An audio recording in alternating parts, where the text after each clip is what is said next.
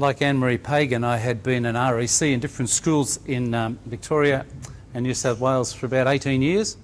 And last May, I took a position in the Catholic Education Office as a theology and RE writer, and I work with Alex in the RE department. Tell you what happened in my life just by coming into the Catholic Education Office.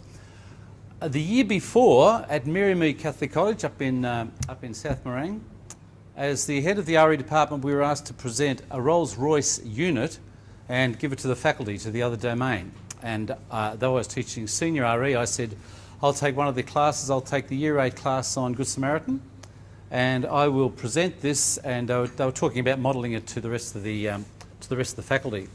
So because I was in charge of the RE department, I had to have the Rolls-Royce class, and so I worked out a module of 3 or 4 classes on Good Samaritan for the Year 8 students, and it was publishable, and I would have taken an Oscar for it, and I took the accolades of all the group when I presented it, and I more or less said to them, now having seen what Joe Doolan as the director of RE does, I need you now to go and emulate that. I finished up last year in Easter time and started at the Catholic Education Office, and that lesson is a disaster. That lesson is completely wrong. And yet, a few months before, I was touting it around as this is the way to do it. So what happened by coming into the Catholic Education Office? What did I hear or what did I discover that I'd been missing? Backtrack a little bit. An English teacher. I'd been a Catholic priest for 18 years, so I knew our theology and our scripture. I'd done a liturgy degree. So I had pretty well good Catholic background. And then going into teaching and going into English, senior English, I had no trouble at all about working with students doing language analysis. They'd take the newspaper articles, and I'd say to them in Year 11 and Year 12, we have to analyse where this text comes from, what is the background of the text. You'd be asking them to be aware of the different interpretations, the background to any text in Year 11 and Year 12 English. I hadn't really transferred that into my religious education, or to put it into the terms that we're working with now, I hadn't made that a hermeneutic component. I hadn't seen hermeneutic learning as the key component to our teaching. So what's happening in Catholic education at the moment, and we're in a stage where we've had a mandate, or more else a constitution, which has been from year 2010 to 2014. We've had our philosophy. We're rewriting a new one, and all of it is going to be in terms of hermeneutic learning. So why was my class on the Good Samaritan so bad? And the answer is, I was pretty well going to talk about the priest and the Levite walking past, and I was going to talk about the Good Samaritan and the fact that the Samaritans were the enemies, and it was a wonderful statement about compassion, and therefore you should go and do the same. The problem with that lesson, hermeneutically, is that I didn't go for any confrontation of those students. There was no interruption theology, and there was no deep dialogue. I pretty well ran them down the passage that they're used to. Or to use another analogy which I've learnt from hermeneutic studies now, is that each student who comes into a classroom has their hermeneutic space. They have the layout of the furniture, and we can see it here, chairs looking this way and tables for discussions. Each student has this hermeneutic space that they have and is pretty well set. To give the analogy, what I'd been doing in my class on the Good Samaritan is that I'd pretty well left the furniture in that lounge room, the lounge chair and the TV and the buffet and the footstool. I'd left them in the same place and just changed a couple of cushions. What deep hermeneutic learning is doing is saying we need to almost scramble the space. You need to destabilise. So I would have to write that very differently now. First of all, I would have to do some confrontation. Now that means, if I was rewriting that lesson, I'd have to talk about the priest and the Levite walking past on the other side and have them really engage honestly in what that means today. Who are the priest and the Levite in many situations who disregard? And I would have done that gently in my first lesson. Now I'd have to take that far more stridently. I'd have to make them uncomfortable about that. The statement about the regard of the Samaritan, I would probably take more seriously. But then I'd have to far more seriously say, this is a religious tradition we'll talk about, the Judeo-Christian tradition, Could we just look at the Good Samaritan story and parallel that in the Buddhist tradition and in the Hindu tradition? Could we take some indigenous stories? I'd be far more open to them engaging in a deep dialogue with another tradition. So much so now that I would say, and hermeneutic studies will say this, if you, in your tradition, if you will go and live in the other domain for a while and incorporate that, be in good conversation with that, you'll eventually return, or you can return to your own tradition, to your own stance, far more skilled or far more versed. So hermeneutic learning, which we're embracing now in the Catholic Education Office, and Alex and myself and Marianne Amory, we're looking at writing new units. Most of them have got to be changed. Most of them have got to be given some deeper components.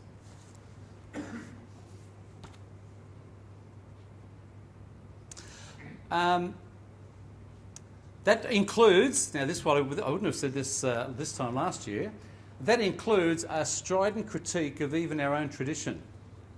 I don't think I would have carefully, having been an REC, I don't think I would have carefully, apart from in some situations, looked at the Catholic tradition and said, we are deficient in this way. And we need as students, certainly with senior students, we need to be able to have them in that conversation. My example I give is this. We've just started our Lenten program, and if you go to any school, you'll say, what are you doing for Lent? And they'll say, well, we're doing some form of self-denial, and we're also doing some form of giving money to Caritas International or Project Compassion. Most schools are doing those two things.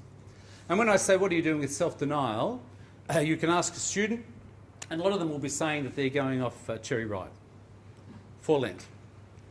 And I think a couple of years ago, or this time last year, I might have thought that that was laudable, and I'd say, yes, that's perhaps you could go off something else. I don't think I would have said this a year ago. Perhaps you should invite the Muslim couple, granddad, mum and dad and the children, into your school and have them, in a dialogue, in a discussion, tell us why they do Ramadan.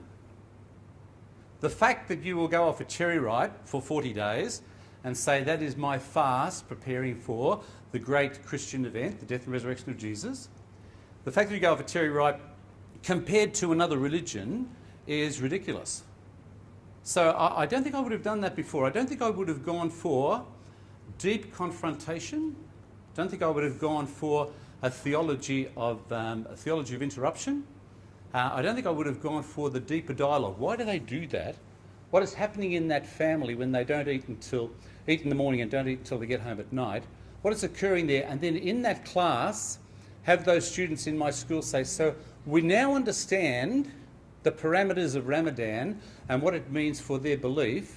Can we now look at our Christian tradition and say, what do we do for 40 days to celebrate the death and resurrection of Christ? The central unifying event in the Christian story. What can we do? And really, a cherry ripe is probably not worth doing. I don't think I would have challenged them as strongly as that. I liked your statements on... I like the statements about a life coach. Everything I'm talking about, what I've learnt, is that the Catholic Education Office, for the last 10 years, has been using the research from Louvain.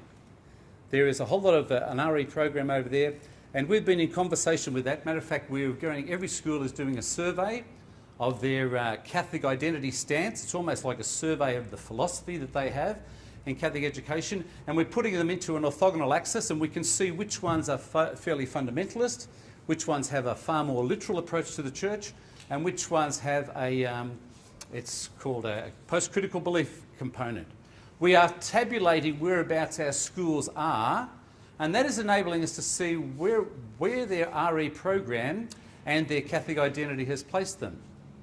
Aligned with that, some of our scholarship in Australia, Graham Rossiter especially, I'm very impressed with the lineup that you have for your conference that's coming up later this year. But Marianne D'Souza and Graham Rossiter, they are the ones who are saying to us at the moment, this Louvain material that you're working on, this hermeneutical learning that you're embracing is the way to go. I was so delighted to have Adelaide, Director of the CEO in Adelaide, Director of Broken Bay, which is in Sydney, and Graham Rossiter, saying we've got to do something, we have to move these students along, and hermeneutic learning is the way to go. Now, back to me. I rolled out of a school as being head of RE, and I pretty well had worked around the program for about 10 years. I've been in it for 18 years, but for 10 years in leadership, I probably hadn't changed much. And the tweaking that I was doing to my classes, I now realise were philosophically not on any sort of, there was no sort of challenge to that.